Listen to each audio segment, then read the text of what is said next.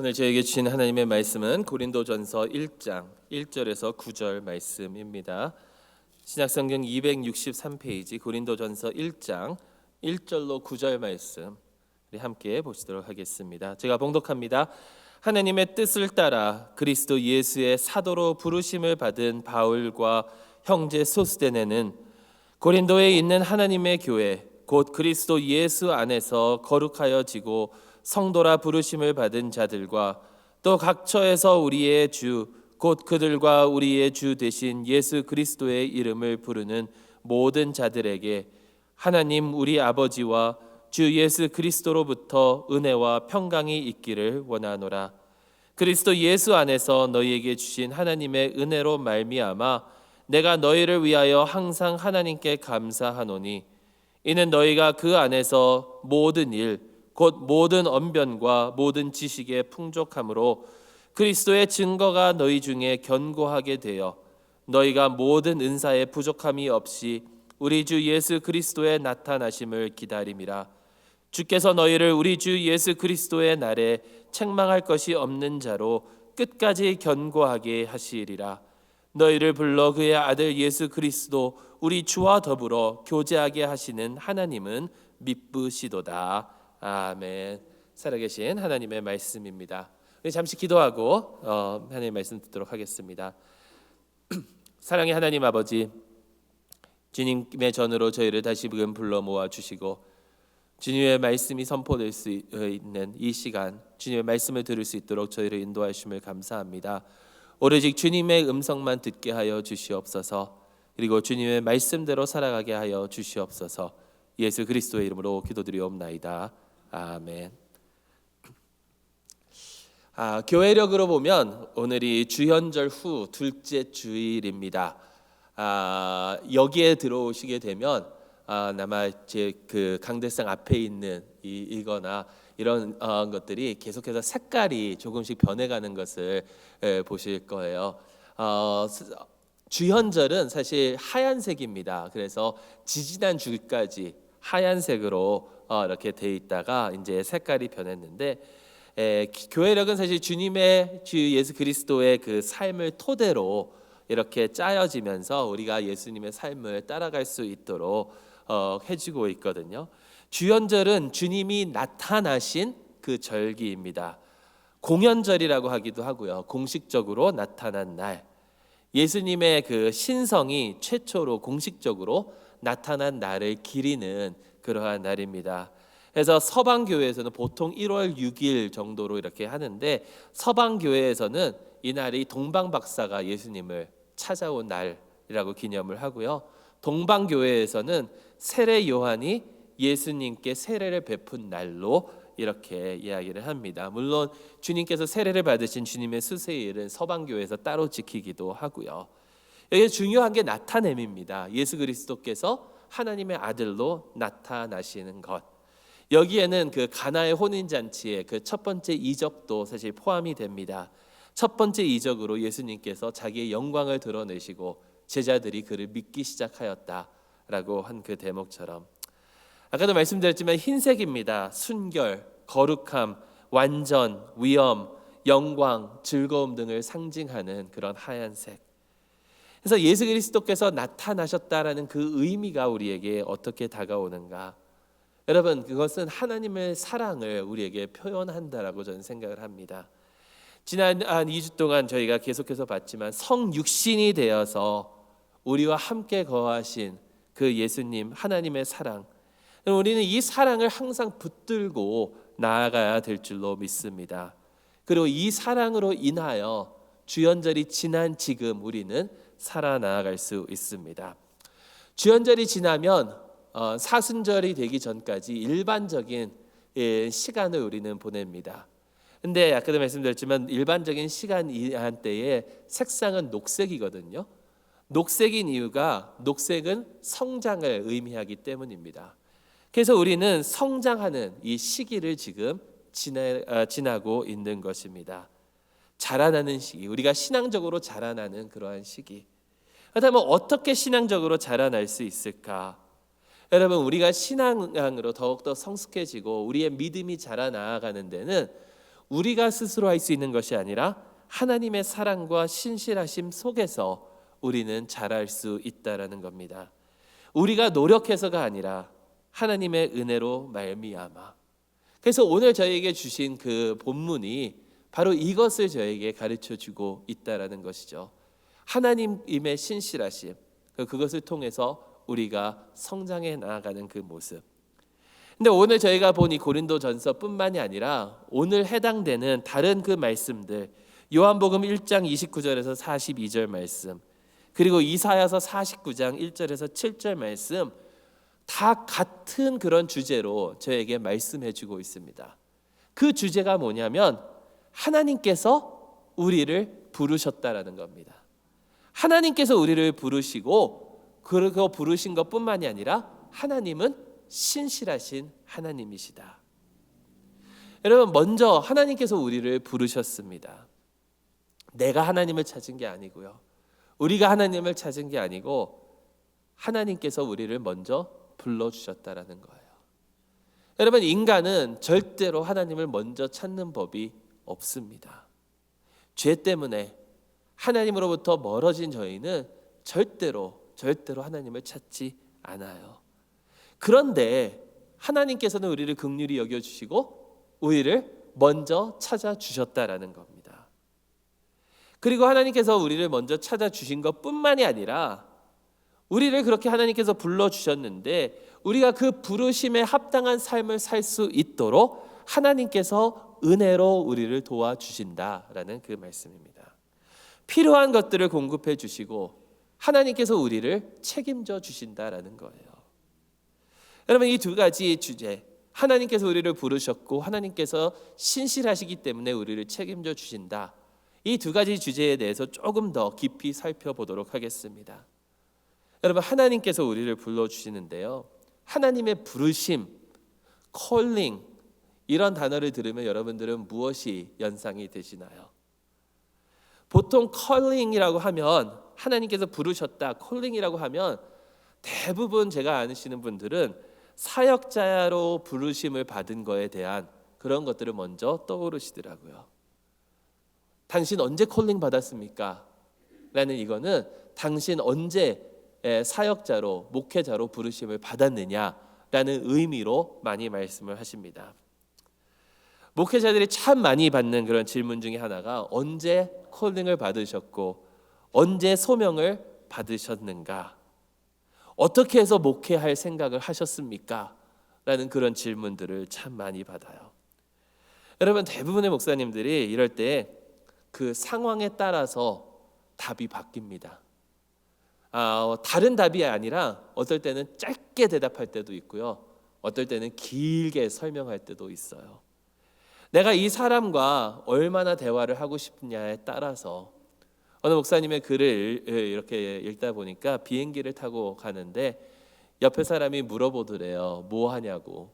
당신 무슨 일 합니까? 라고 해서 빠르게 대답을 했어야 되는데 나 목회한다고 그러니까 그때부터 이제 질문이 쏟아지기 시작한다고 합니다. 그래서 아주 짧게 대답하고 간단하게 대답하고 낮잠 좀 자고 싶은데 몇 시간 동안 잠을 자지 못하게 그냥 계속해서 물어봤다라고 이런 글을 읽은 적도 있어요. 근데 어떤 사람들은 이렇게 정말 궁금해서 물어보는 사람이 있는가 하면 어떤 사람은 그냥 형식적으로 목회자라니까 물어보는 사람도 있죠. 저도 그런 질문을 참 많이 받아봤습니다. 근데 가만히 생각을 해보면 짧게 대답하려면 그냥 고등학교 때 어느 부흥회에서 은혜를 많이 받아서 이제 목회하기로 결심했다라고 대답할 수도 있고요.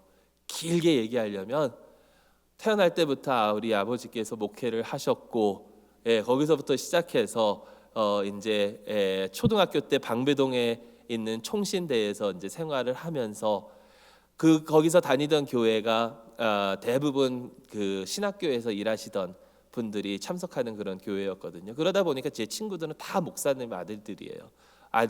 딸들이에요. 뭐 그렇게부터 시작해가지고 미국으로 온 이야기로부터 부흥회 때로부터 대학교의 이야기 계속해서 이렇게 할 수가 있겠죠. 근데 여러분, 이것만이 콜링은 아닙니다. 목사로, 교역자로 콜링을 받는 것이 콜링이기는 하지만 이것만이 콜링은 아니에요. 또 어떤 사람들은 콜링하면 직업을 생각할 때가 많습니다. 목회뿐만이 아니라 다른 직업도 콜링입니다. 여러분, 직업을 job이라는 단어를 영어로 다른 말로 하면 vocation이라고 그러죠. vocation. vocation에는 vocal, 부른다라는 그 말이 포함이 돼 있어요. 그래서 우리는 여러 가지 직업으로 부름을 받습니다. 어떤 사람은 사업체로 부름을 받기도 하고, 어떤 사람은 회사에서 일하는 걸로 부름을 받기도 하고, 어떤 사람은 약사로, 어떤 사람은 간호사로, 어떤 사람은 선생으로 여러 가지 그런 콜링을 저희는 받는다라는 것이죠. 어떤 사람은 집을 관리하는 자로서 콜링을 받고요. 어떤 사람은 아이들을 돌보는 것으로 콜링을 받기도 합니다. 또 학생들은 학생으로 공부하는 것으로 또 콜링을 받죠. 여러분, 이 콜링은 근데 또 계절에 따라서 그 사람의 삶의 시즌에 따라서 바뀔 수가 있다라는 거예요. 제가 대학교 때 저희 교회에 섬기시고 계시던 전도사님이 이제 30대 중반이셨는데, 그때 30대 중반이셨는데 그분이 자기의 삶을 이렇게 요약을 하시더라고요. 나의 삶, 태어나서 학교에 들어가서 지금도 학교에 있다. 딱 그렇게 하시더라고요. 물론 계속해서 공부하는 것이 그분의 콜링은 아니었어요. 왜냐하면 졸업을 하시고 지금은 미국 공군 채플린으로 또 섬기고 계시니까. 여러분, 이렇게 우리의 그 삶의 그 시즌에 따라서 우리의 콜링은 바뀔 수가 있습니다. 이러한 콜링, 내가 어떻게 부름을 받았는지를 아는 것이 굉장히 중요하고 그 일을 하는 것이 굉장히 중요하죠. 그렇게 알려면 여러분, 우리가 염두에 둬야 될 것들이 몇 가지가 있습니다. 하나는 나의 달란트가 무엇인가? 또 하나는 나의 열정이 어디에 있는가? 그리고 다른 사람이 나를 그것에 인정을 하는가? 그러면 제가 그 학생들과 이렇게 얘기를 하면서 너는 뭐 좋아하니? 그러면 농구 좋아한대요. 그러면 넌 농구에 대한 달란트가 있는 것 같니? 그러면 자기는 있다라고 그래요. 근데 친구들하고 얘기해 보면 제 농구 정말 못한다라고 이야기하는 친구들이 있어요. 내가 아무리 잘한다고 생각을 해도 여러분, 다른 사람들이 인정해 주지 않으면 잘하는 거 아닌 경우가 대부분입니다. 내가 아무리 요리 잘한다고 이렇게 해도 가끔가다 한국 텔레비를 보면 한국에서 식당이 망하는 공통적인 이유가 있더라고요. 한국에서. 여러분, 한국에서 식당이 100개가 열면 3년 안에 살아남는 식당은 3개 정도라고 그럽니다. 개척교회는 100개가 열면 3년 안에 살아남는 교회는 하나라고 그래요. 그러니까 식당보다도 못 살아남는데, 여러분, 식당의 그 대부분의 문제가 뭐냐면 자기 입맛에 자기 기준으로 다 한다라는 거예요. 대부분 망하는 식당들을 보면. 그러니까 나는 요리를 너무 잘해. 그리고 내가 정말 맛있게 만들어. 근데 아무도 안 사 먹는 이유는 다른 사람들의 입맛이 내 수준에 못 따라오기 때문이다라고 믿기 때문에 그렇다라는 거예요. 근데 내가 아무리 잘한다고 해도 남이 인정해 주지 않으면 사실 그거에 대한 달란트는 없는 거예요. 그리고 필요가 있겠죠. 필요도 있고 타이밍도 맞아야 되고. 그러면 이제 대부분 여기 계신 분들이 이제 은퇴하셨거나 은퇴를 앞두시고 계시는 분들 앞에서 계속해서 콜링에 대한 이야기를 하니까 좀 죄송스럽긴 한데, 사실 우리의 삶에 내가 지금 맡아서 해야 되는 그런 일들을 생각해 보는 것은 나이에 상관이 없습니다. 언제나 나의 그 지금 현실 가운데 하나님께서 나를 부르시는 그런 일터가, 그러한 사역들이 있다라는 거예요. 근데 여러분, 이렇게 콜링에 대해서 많이 말씀을 드렸는데 이 모든 콜링은 사실, 이 부르심은 2차적인 콜링입니다. 아스기너스에 의하면 우리가 하는 일, 우리의 직업, 내가 하는 그런 일들, 이 모든 것은 2차적인 secondary calling이라고 말하고 있어요. 우리의 주된 목적이 아니라는 거예요.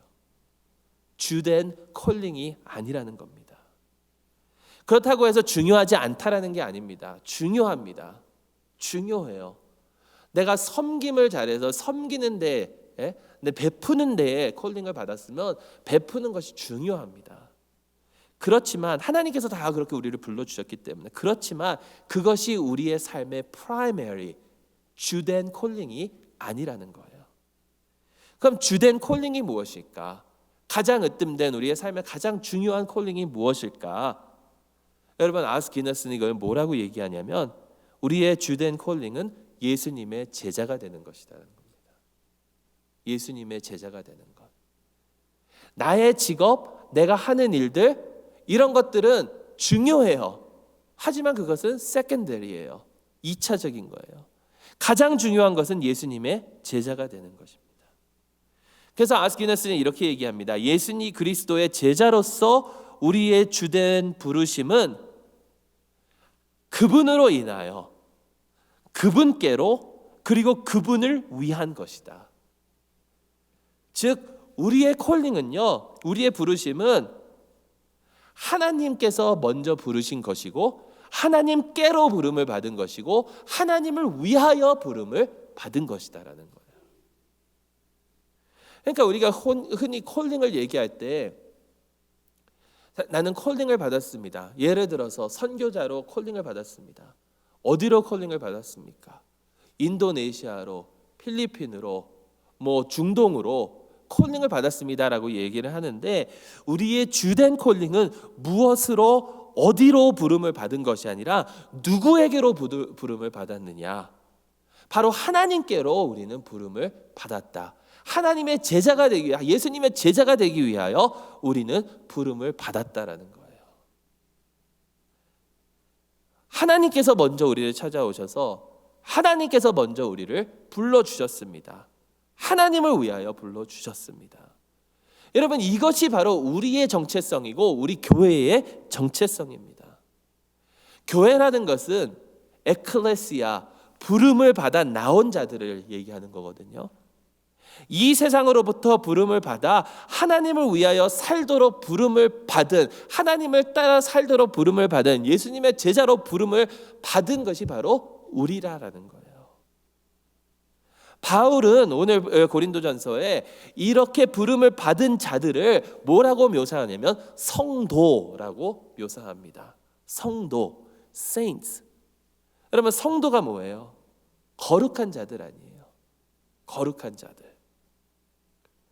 여러분, 여기서 놀라운 사실이 하나 있습니다. 뭐냐면 거룩하고 온전한 자들이라고 칭함을 지금 받고 있는 이 고린도 교회, 이 고린도 교회가 정말 거룩했느냐?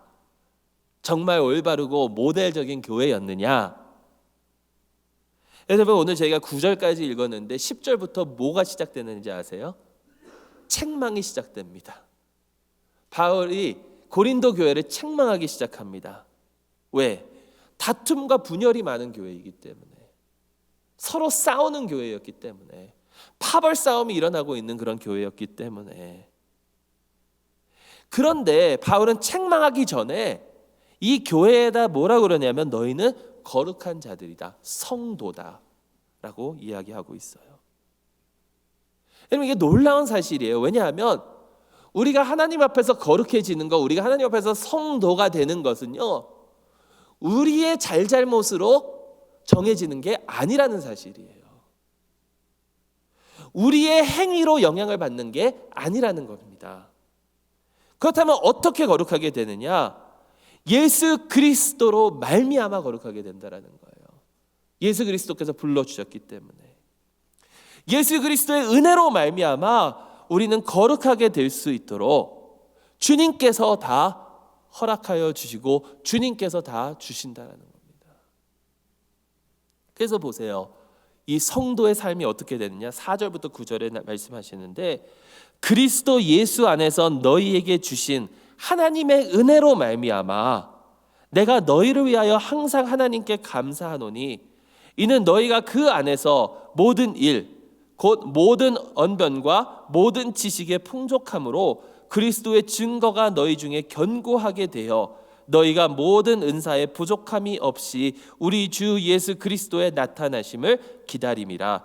주께서 너희를 우리 주 예수 그리스도의 날에 책망할 것이 없는 자로 끝까지 견고하게 하시리라. 너희를 불러 그의 아들 예수 그리스도 우리 주와 더불어 교제하게 하시는 하나님은 미쁘시다. 하나님은 신실하시다라는 거예요. 여러분, 이게 얼마나 놀라운 사실입니까? 하나님께서 나를 부르신 것뿐만이 아니라 하나님께서 나를 성도로 불러주셨는데 성도로 거룩하게 살 수 있도록 하나님께서 끝까지 책임져 주신다라는 거. 예수 그리스도께서 다시 오시는 그날에 아무런 흠 없는 자로 여겨질 수 있도록 하나님께서 우리를 붙들어 주시고 끝까지 책임져 주신다라는 이 놀라운 사실. 여러분, 우리의 삶을 한번 되돌아보세요. 한번 솔직해져 보세요. 우리가 정말 성도로서 제대로 살아가고 있습니까? 우리의 삶 가운데 우리가 얼마나 분열과 다툼과 죄와 이런 것들로 가득 차 있는 삶을 살아가고 있는데, 그런데 하나님의 말씀은 뭐라고 말씀하시면 우리의 상태가 아니라 예수 그리스도께서 우리를 위하여 이루신 그것으로 말미암아 우리는 거룩한 자라는 거예요. 여러분, 오해하지 마십시오. 그렇다고 해서 아무렇게나 살라는 얘기 아닙니다. 하나님의 부르심을 받은 자들은 하나님께서 그 가운데 역사하시기 때문에 그들의 삶이 변화가 된다는 거예요. 아무렇게나 산다라는 것은 내 멋대로 그냥 죄에 푹 빠져서 사는 것은 하나님께서 역사하지 않으시고 있다는 것의 증거니까. 여러분, 우리가 받을 수 있는 격려가 있습니다. 그게 뭐냐면 하나님께서는 미쁘시고 부르심에 마땅한 삶을 살 수 있도록 우리를 지금 돕고 계신다는 거예요. 여기서 또 놀라운 사실 하나가 있습니다. 이게 뭐냐면 한국말로는 잘 나타나지가 않더라고요. 왜냐하면 한국말은 이 단수와 복수의 정확한 그 나눔이 없습니다. 전에 말씀드렸지만 숫자에 대한 개념이 한국식으로는 되게 그냥 이렇게 두루뭉치식으로 해가지고 어떤 목사님이 그러잖아요. 1세 아이들한테 음료수 서너 병 사와라 그러면 음료수 서너 병 사와요. 근데 미국 문화에서 자라난 아이들한테 음료수 서너 병 사와라 그러면 못 사와요. 3병 사와야 되는지 4병 사와야 되는지 모르기 때문에. 근데 이게 글이 요즘에도 굉장히 많이, 특히 한국 문화에 대한 관심이 높아지면서 미국 그 월스트리트에서 나오고 뉴욕 타임스에서 나오고 이런 글들이 굉장히 많이 나오는데 한국말 중에 번역하기 너무 힘든 말이 하나 있대요. 그게 뭐냐면 우리 집사람, 우리 아내. 여러분, 번역을 해보세요. 직역을 해보세요. Our wife. My wife가 아니고 our wife가 돼버리잖아요. 근데 이 단수와 복수를 구별해야 될 때가 있어요. 근데 여기서 말하는 이 성도, 여러분, 단수일까요? 복수일까요? 성경을 보면요, 바울이 어떠한 한 사람을 위해서 그 사람을 성도, 거룩한 자다, 세인트라고 한 적은 없습니다. 신앙 공동체를 saints, 복수로 성도들이라고 했지. 하나님의 교회가 거룩한 것입니다. 우리의 신앙은 이 교회 안에서 믿음의 공동체 안에서 살아가는 것이에요. 진정한 교회의 의미가 뭐냐면 이 세상으로부터 부르심을 받아 모인 하나님의 백성들이잖아요. 그래서 교회는 이 건물이 아니라 우리 사람들이잖아요. 예수 그리스도의 제자들은 우리잖아요.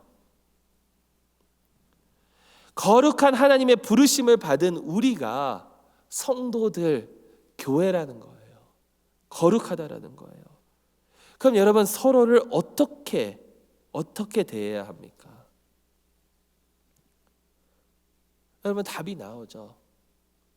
내 주변에 앉아있는 이 사람들이, 이 예수 그리스도를 따르는 이 사람들이 하나님께서 부르시고 하나님께서 택하신 그들이라면, 예수 그리스도께서 당신의 보혈로 산 주님의 백성이라면 우리가 서로를 어떻게 함부로 대하면서 살아갈 수 있을까요?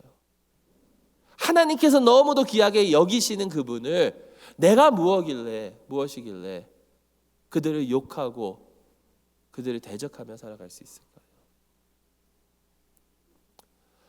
결론을 맺겠습니다. 여러분, 우리 모두는 하나님의 부르심을 받은 자들입니다. 그리고 하나님께서는 우리가 그 부르심에 합당한 삶을 살아갈 수 있도록, 우리가 거룩한 모습으로 살아갈 수 있도록 우리를 도와주시고 책임져 주십니다. 우리에게 필요한 것들을 공급해 주십니다. 이런 하나님의 신실하심을 믿고 의지하며 나아갈 수 있기를 간절히 소망합니다. 혹시라도 아직도 그런 하나님의 사랑을 모르시는 분들이 여기 계시다면, 오늘 저희에게 주어진 그 요한복음의 말씀을 보면 예수님께서 이렇게 말씀하세요. 예수님이 도대체 어떤 분인가 궁금해하는 제자들에게 와서 보라. 와서 보라. 와서 예수님을 보시기 바랍니다. 예수님이 어떤 일을 행하시는지, 예수님께서 어떻게 역사하시는지 와서 보시기 바랍니다. 그렇지만 하나님의 사랑을 조금이라도 아는 나머지 분들, 우리 모두는 우리의 상황 때문에, 우리의 현실 때문에 낙담하지 마십시오. 하나님께서 말씀하고 계십니다. 내가 너를 만들었고, 내가 너를 불렀고, 내가 너를 택했다. 나는 신실하다. 너는 부족함이 없다. 왜냐하면 그리스도께서 너와 함께 하시기 때문이다. 여러분, 이렇게 하나님께서 우리와 함께 하신다라는 이 사실을 우리가 진정으로 믿고 나아간다면 우리의 삶이 어떻게 달라질까요? 어제 새벽기도 나오신 여러분들께 나눴던 그런 이야기입니다. 빙점이라는 소설로 유명한 미우라 아야코의 이야기인데, 그분이 참 신앙이 좋으셨대요. 근데 그분이 이제 암으로 죽게 되었는데 계속해서 하나님 고쳐주십시오 기도하다가 결국에는 이제 죽음을 맞이하면서 이런 기도를 했다라고 합니다. 하나님, 당신이 하시는 일은 언제나 옳습니다. 왜냐하면 당신은 나보다 나를 더 사랑하시고 나보다 나를 더 잘 아시기 때문입니다. 여러분, 우리 하나님은 우리를 만드셨기 때문에 우리보다 우리를 더 잘 아세요. 우리를 부르셨고 택하셨기 때문에 우리보다 우리를 더 사랑하시는 분이십니다. 이런 하나님은 미쁘십니다. 신실하십니다. 이러한 믿음으로 하나님을 의지하며 주 안에서 늘 승리할 수 있는, 그래서 우리의 주된 목적인 예수 그리스도의 제자로서 잘 살아갈 수 있는 저와 여러분들이 될 수 있기를 주님의 이름으로 축원합니다. 기도하겠습니다. 사랑의 하나님 아버지, 참으로 감사드립니다. 저희를 사랑하여 주시고 저희를 사랑하여 주셨기 때문에 예수 그리스도를 이 땅에 보내주셨으니, 독생자 예수 그리스도를 마저도 저희를 위하여 희생시키신 하나님께서 저희의 필요한 무엇을 공급하지 아니하시겠습니까? 하나님, 주님의 놀라운 그 사랑과 은혜를 항상 깨닫고 의지하며 하나님께서 우리를 부르신 그 부르심에 합당한 삶을 살아갈 수 있는 저희 모두가 되게 하여 주시옵소서. 주 예수 그리스도 안에서 성도가 됨을 이 세상에 나타내며 살아갈 수 있도록 저희를 인도하여 주시옵소서. 예수 그리스도의 이름으로 간절히 기도드리옵나이다. 아멘.